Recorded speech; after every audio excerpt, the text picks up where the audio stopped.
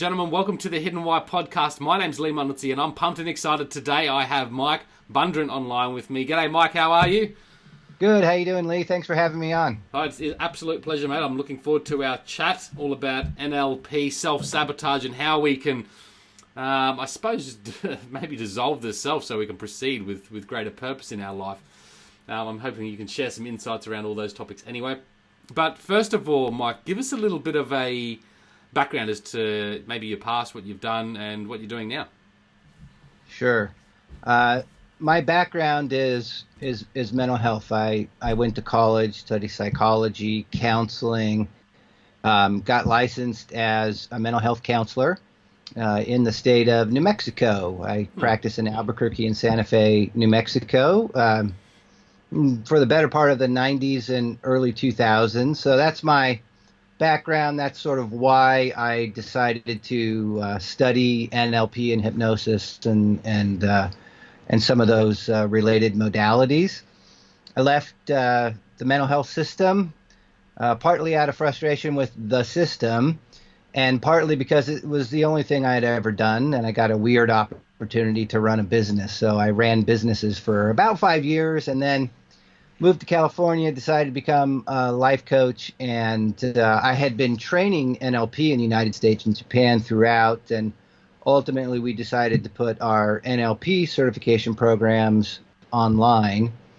And so that's the INLP Center. We train and certify coaches and NLP practitioners, people in 63 countries around the world, to very engaging community. So that's kind of my main focus now, training NLP. I have a small life coaching practice on the side, and try to develop new concepts and so forth. So that's a little bit about me.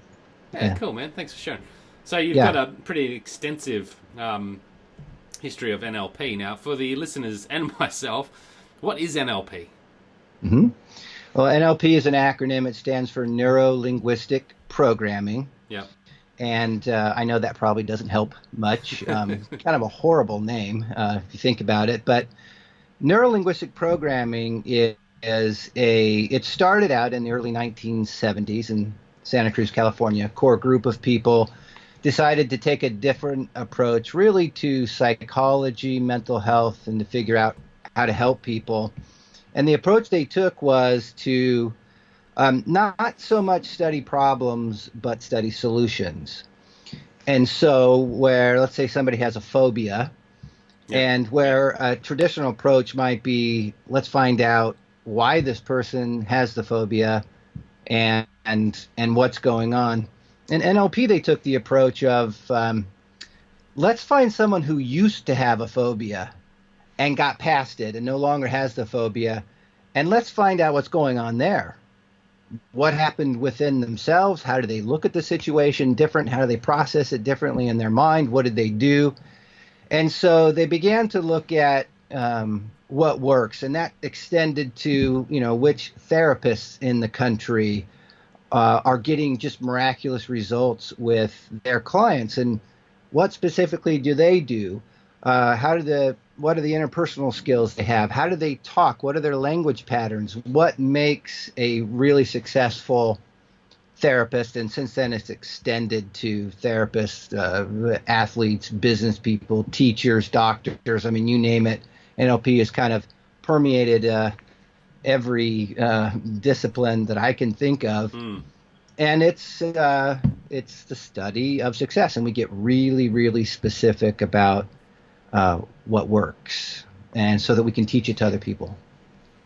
Yeah, I like the idea of, certainly looking at the people that have overcome certain challenges or problems in life and looking at what they've done to do that. I mean, that makes a lot of sense. For me, when I look at NLP or think of, neuro-linguistic programming, it sounds somewhat scientific, I guess, and I know it is essentially. It's a study of the sciences as well. But it sounds a little bit, sometimes high-tech and a little bit scary for a lot of people as well, like a little bit manipulative almost, for me, that feeling. Yeah, that's, and it's sort of, I always feel like I have to apologize for the name, but there's also an element, which I never run away from, in NLP where there is a common perception that it's manipulative. In other words, we study a lot about nonverbal communication. And if I'm observing someone and I'm not just listening to the words they're saying, but I'm listening to how they're saying it. And then I'm noticing what's their posture like, what's their breathing like, what's the rate of their speech and their tone, and all these nonverbal communications, which we all know nonverbal communication has a greater impact on the meaning. I mean, you can tell someone you're happy and you say, I'm really happy. I mean, you don't believe me if I say it like that. The nonverbals are all off. Yeah. So it's much more influential. And so if we study that, we can learn to gain rapport and influence and so forth with another person by mirroring their nonverbal communications and communication. And instantly we start to think, well, is that manipulative? And the answer to that question is, I don't know. That's up to you. To manipulate would be start with an intention to take advantage of somebody. So if I go and I say, okay, I'm doing a podcast with Lee, I want to get rapport with Lee so that the podcast goes well. Well, I might try to get rapport with you in 100 different ways so that the podcast goes well to serve your audience and so on and so forth. I mean, there could be no manipulation in that. Or I might have the intention to manipulate you and take advantage of you in some way. So manipulation is kind of a separate issue. Yeah. And I guess it depends on the person using the NLP and as you said, their intention. Same with marketing and all that as well. It is. And, there's one other piece to this, which is rather unfortunate, which is there are manipulative people who have gotten a hold of NLP and have used it and taught it manipulatively. And it's a shame. It's absolutely a shame. Yeah. People, dating coaches, how to, take advantage of women, how to salespeople, how to get use hypnotic language to sell people things they don't want. I mean, there are unscrupulous people in every that's discipline. Where I've seen it used, and in the really sales unfortunate. arena. Really unfortunate. My context is life coaching, therapy. I've always used it in the counseling room, and very, very effective for helping people move toward what they want in life. And so there's a way to use it which makes a very powerful contribution to someone's life. And again, any powerful set of skills in the wrong hands, people can do some unfortunate things with it. So a lot of people's first exposure to NLP was from some manipulator.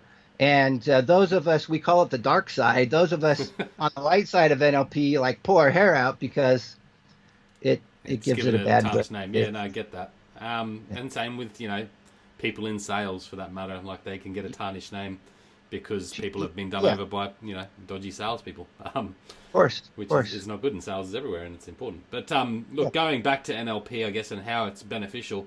So just to clarify, it's really a way for us to better communicate amongst one another and better understand each other so we can probably help each other progress. But it's also important to understand how we communicate internally with ourselves, isn't it? Oh my gosh, yes. I can give you an example. When I process information on the inside, in NLP we have what's called the VAK model, visual, auditory, or kinesthetic, which is basically see, hear, and feel. I can think in pictures, images in my mind's eye. I can think in words or remember or imagine sounds, or I can have, feelings in my body. And in NLP, we realize that it's not what I'm thinking, but how I'm thinking it. Just like nonverbal communication, it's how you're doing something that makes all the difference. And so if I'm thinking of, say, me on a roller coaster, and I've got an image, and I see, the roller coaster car all around me, and I'm looking down the track, and I'm about to go down the track, well, I'm going to have a certain kind of experience. If I'm thinking of a roller coaster from, 1,000 meters away, off in the distance, and there I am on the roller coaster. I'm standing here thinking of the roller coaster, probably not having a very intense experience. I'm thinking about it as an observer from a Observing. different Hmm. perspective. So it isn't the roller coaster that gives me a certain kind of intense experience or any kind of experience. It's how I'm thinking about the roller coaster. So when I think about, say, the mistakes I've made in my life, well, ideally, I want to learn from those mistakes. But if when I remember those mistakes, I'm reliving them, they're happening all around me. I'm on the roller coaster of my mistake. It's going to be very hard to get any sort of perspective on them where I could learn something.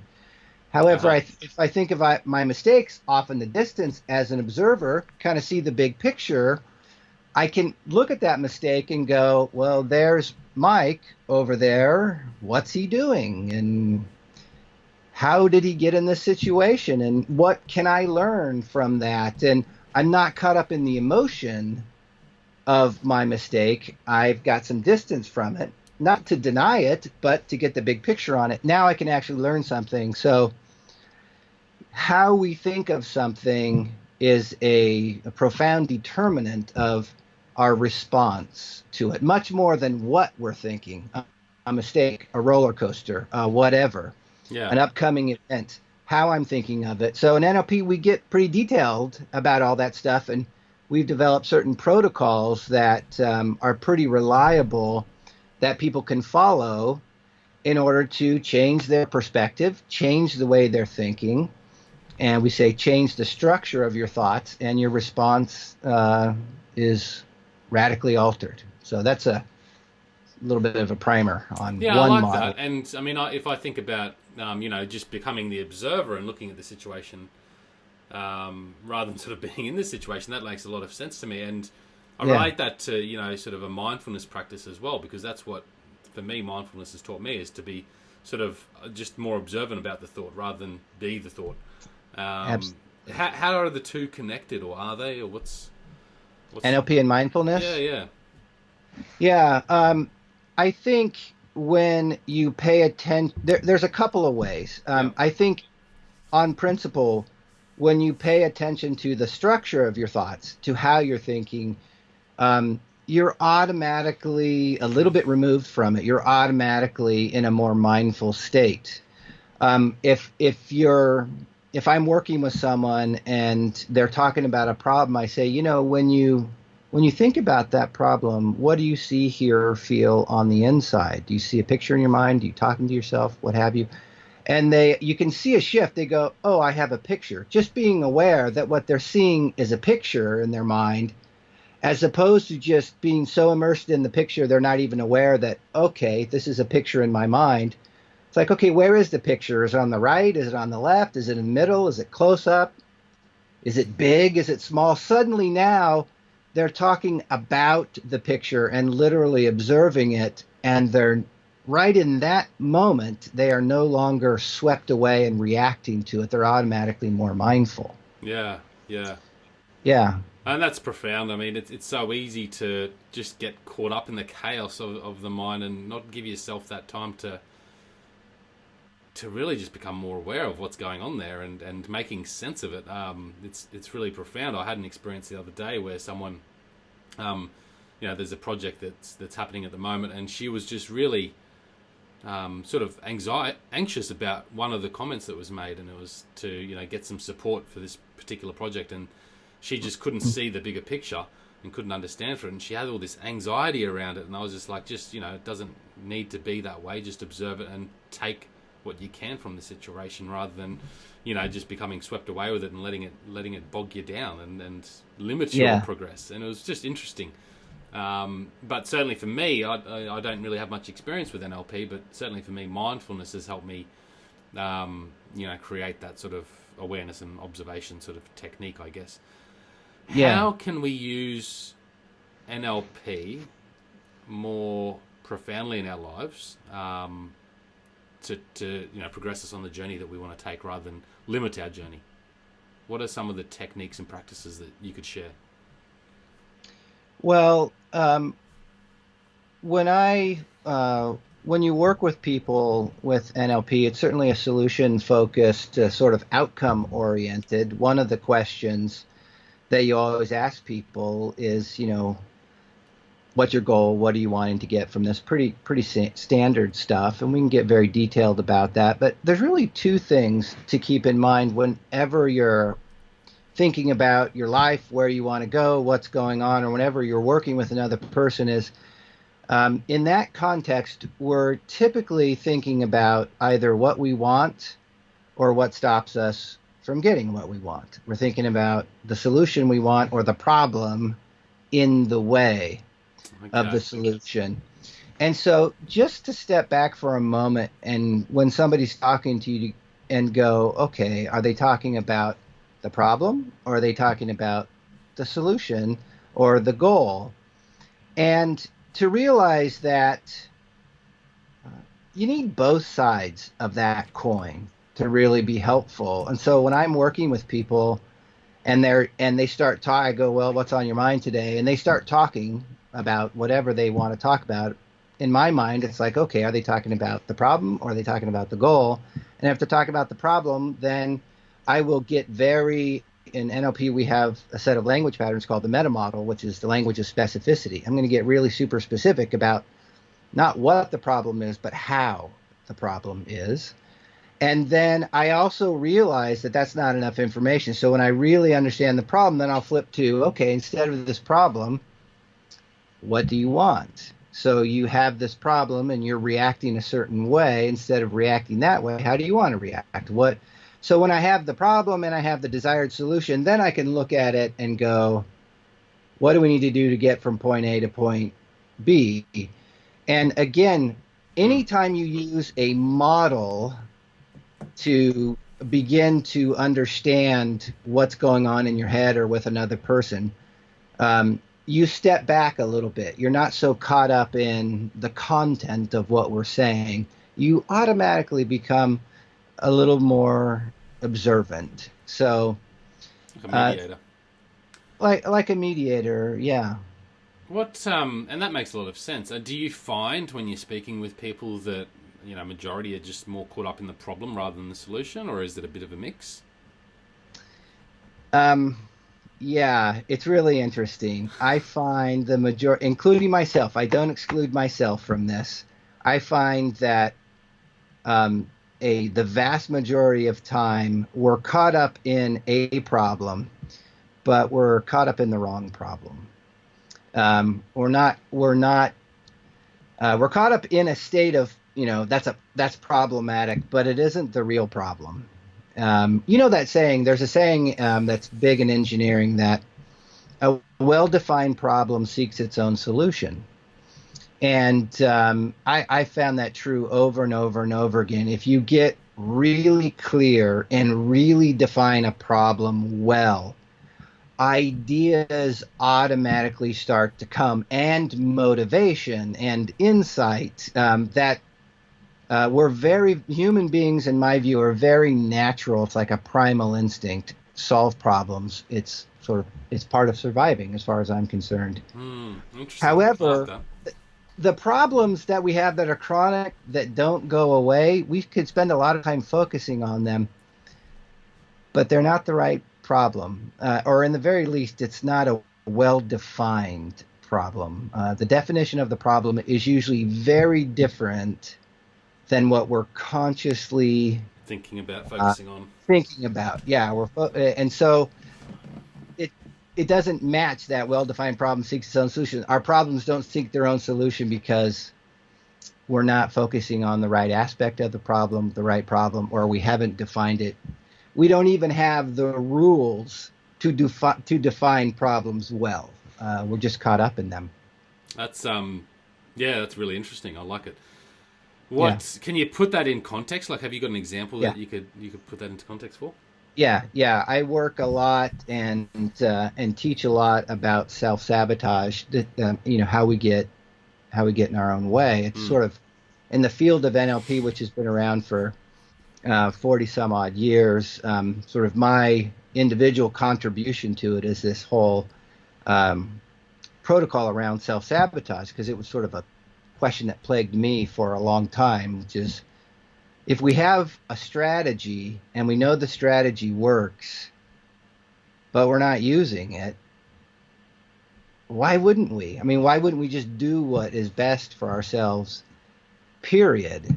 And so if I know what works to, say, for example, lose weight or take my business to the next level or whatever, or mend a relationship, I know what to do, but I can't get myself to do it. Or I go in fits and starts or what have you. Why do I not do what's obviously in my best interest? And actually, it makes sense. right? So that's self-sabotage, getting in our own way.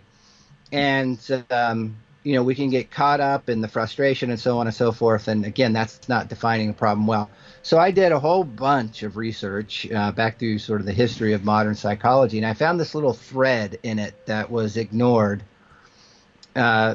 around why we appear to seek out negativity. Almost like, you can look at someone that we rarely look at ourselves this way because we don't like to think of ourselves this way, but you can look at other people and go, geez, it's like he wants this problem. Yeah. It's like he's doing it on purpose. It's like he doesn't want to be happy. You can look at someone who chronically attracts the wrong people into his or her life. People who, get into relationships over and over and over again where they're being mistreated. And it's like, I mean, if you're not compassionate, you might look and say, he or she must not want the right person at some level. And so when we get into that, we start to think, maybe the problem is different than what I'm thinking it is consciously. Maybe some part of me at some level is somehow seeking out that negativity.